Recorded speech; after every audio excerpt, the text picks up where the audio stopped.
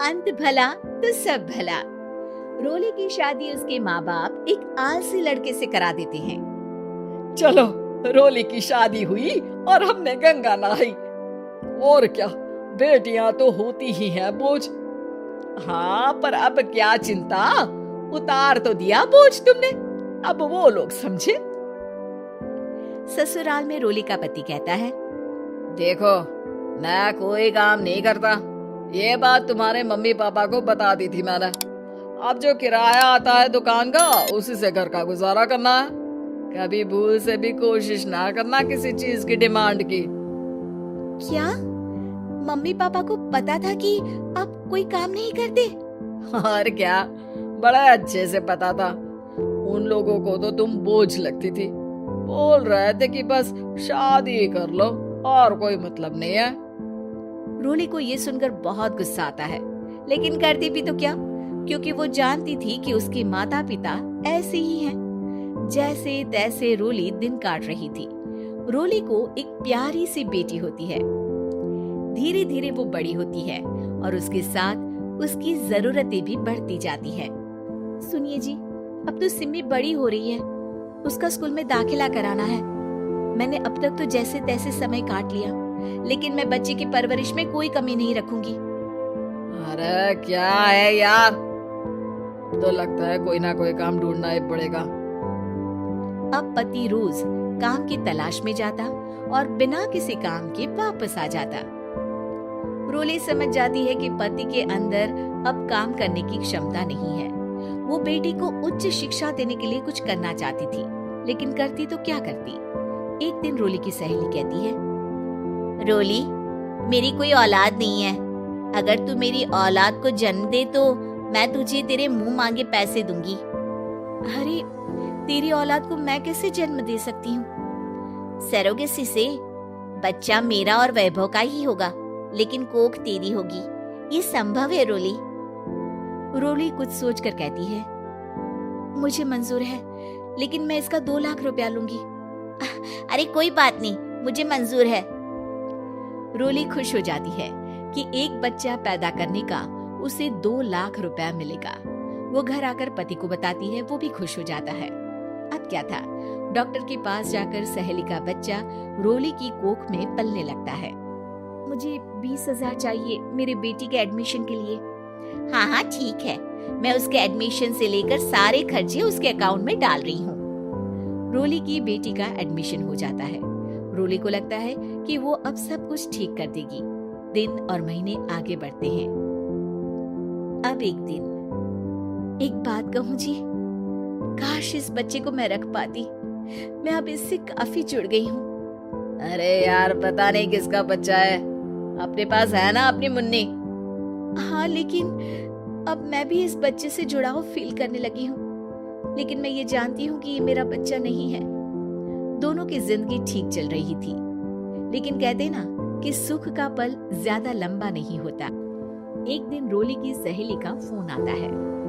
रोली, मुझे अब ये बच्चा नहीं चाहिए, मैं अपने पति को छोड़ रही हूँ। अरे लेकिन मुझे पैसों की जरूरत है, बच्चा तुम्हारा है, मैं क्या करूँगी? सहेली बिना कुछ बोले फोन काट देती है, फोन स्विच ऑफ कर देती है। लेकिन रोली के जीवन का तूफान यही नहीं रुकता। रोली, मैं इतना भार नहीं उठा सकता।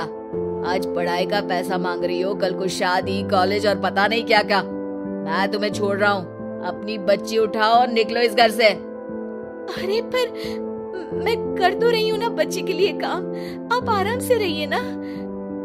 क्या काम कर रही हो? देख रहा हूँ मैं। ये छोटा शहर है, यहाँ लोगों को बात बनाते वक्त नहीं लगता। तो मैं क्या करूँ?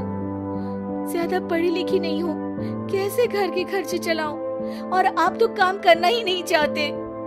हाँ, ना चाहता हूँ और ना ही करूँगा। रोली को पति की बात पर काफी गुस्सा आ जाता है। ठीक है, अगर मेरे जीवन में संघर्ष ही लिखा है तो वही सही। इस वक्त पति होने के नाते आपको मेरा साथ देना चाहिए था, लेकिन नहीं, आपने तो इस हाल में मुझे घर से बाहर निकालने की बात कह डाली। देखो, ये सारी फालतू की बातों के लिए वक्त नहीं है मेरे पास। रोली, जिसकी कोख में किसी और का बच्चा था और साथ छोटी सी बेटी, पति का घर छोड़कर रास्ते पर आ जाती है। रोली के पास मायके के सिवा दूसरा कोई रास्ता नहीं होता। अरे रोली कैसी है? कितने दिनों के लिए आई है? हमेशा के लिए माँ। वो माँ को सारी बात बता देती है। ओए लड़की, इतनी हिम्मत का काम कर लिया। अरे ना, यहाँ कोई जगह नहीं है। तुम तो अपना बोरिया बिस्तर उठाओ और निकलो यहाँ से। रोली के पास अब मायके का रास्ता भी नहीं बचता। वो चुपचाप बच्ची को लेकर जा रही थी कि उसे दर्द होता है और वो डॉक्टर के पास चली जाती है और फिर वहां वो एक प्यारे से बेटे को जन्म देती है। कितना प्यारा है, कितने अभागे हैं इसके माँ बाप जो इसके पैदा होने पर भी नहीं है। तभी वहां डॉक्टर आ जाती है। रोली, बच्चे के पिता तुमसे मिलना चाहते हैं। आपका बहुत बहुत शुक्रिया। मैं इस बच्चे को पालूंगा, भले ही इसकी माँ ने इसे छोड़ दिया हो, पर मैं अपनी जिम्मेदारी निभाऊंगा। तो क्या आप मुझे इसके पैदा करने के लिए जिन पैसों की बात हुई थी वो भी देंगे? हाँ, और साथ ही आप चाहे तो मेरे घर में रहकर मेरे बच्चे की देखभाल भी कर सकती हैं। मैं उसके लिए आपको सैलरी दे दिया करूंगा। रोली को लगता है कि जैसे भगवान ने उसके लिए सुकून का रास्ता खोल दिया। वो अब मुकेश के साथ उसके घर चली जाती है, जहाँ रहकर वो उस बच्चे की देखरेख करती है। अब मुकेश के घर को रोली अच्छे से संभाल लेती है। उसके लिए खाना बनाने से लेकर बच्चों की देखभाल और घर की देखरेख। धीरे धीरे मुकेश को रोली से प्यार हो जाता है। रोली, तुम्हारी बेटी और मेरा बेटा बिल्कुल भाई बहन की तरह साथ रहते हैं। हाँ, आखिर है तो एक ही कोख के बच्चे, अटैचमेंट तो होगा ही ना। रोली, तुमने घर और मुझे दोनों को संभाल लिया। ये तो मेरा काम है।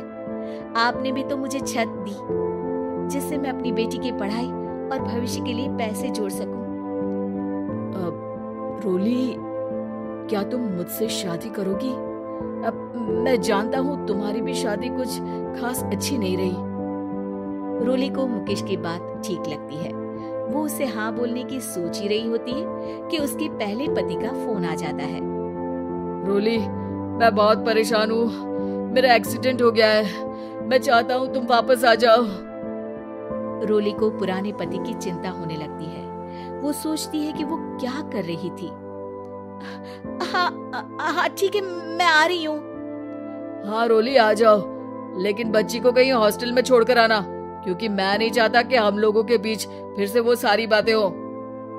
रोली को समझ आ जाता है कि पति आज भी सुधरा नहीं है।